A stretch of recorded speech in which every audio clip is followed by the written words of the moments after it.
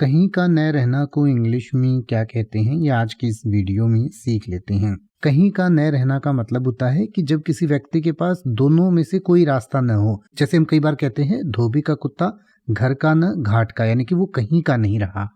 तो उसी कहावत से मिलती जुलती ये कहावत है कि जब इस किसी व्यक्ति के पास कोई रास्ता नहीं होता, तो इसके लिए इंग्लिश में आप दो तरीके से कह सकते हैं।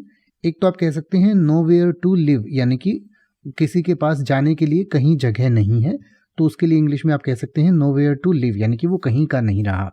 या फिर आप कह सकते हैं हैविंग नो वे, यानी कि उसके पास कोई और रास्ता नहीं था। इसके अलावा आप कई बार गुड फॉर नथिंग भी कह सकते हैं। गुड फॉर नथिंग का मतलब होता है जो किसी चीज के लिए सही ना हो, यानी कि जो निकम्मा हो, किसी काम का ना हो।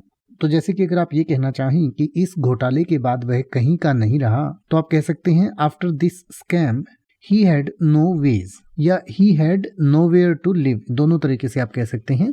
After this scam he had no way, या he had nowhere to live. या फिर आप कह सकते हैं पत्नी से तलाक के बाद वह कहीं का नहीं रहा, यानी कि उसके पास कोई ठिकाना नहीं रहा।